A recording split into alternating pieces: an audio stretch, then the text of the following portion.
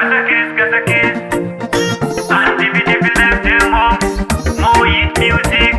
Hey, hey.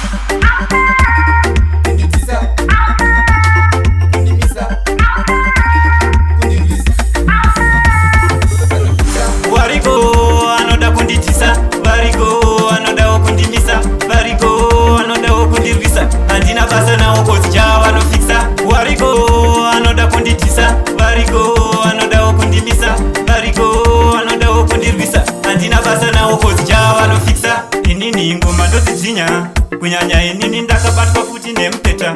Outplay vakawanda inini vanondiketa, plazi futi inini pesi inini ndinoseta, zvavanotaura inini vanorota, plazi futi pamangoma inini ndine data, ndovakwadza inini kani nemafreestyle.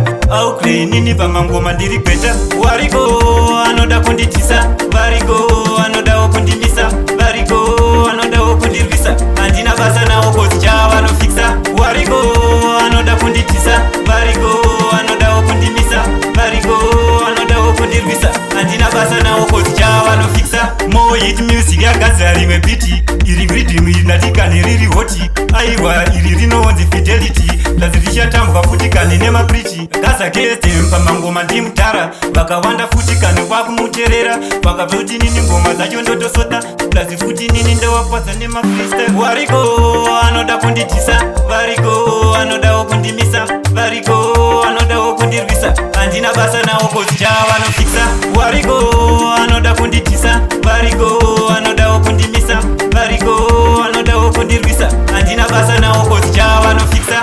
Inini ngoma ndodzidzinya, kunyanya inini ndakabatwa futi nemupeta.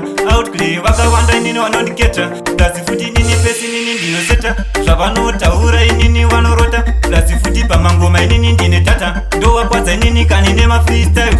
Outplay inini pamangoma ndiri gweta. Wariko anoda kunditisa, variko anoda kundimisa, variko anoda kundirwisa, handina basa nawo kozi chavanofikisa. Wariko anoda kunditisa, variko anoda kundimisa, variko anoda kundirwisa, handina basa nawo kozi chavanofikisa. Wariko anoda kunditisa, variko anoda kundimisa, variko anoda kundirwisa, handina basa nawo kozi chavanofikisa. Wariko anoda kunditisa, variko anoda kundimisa, variko anoda kundirwisa, handina basa nawo kozi chavanofikisa.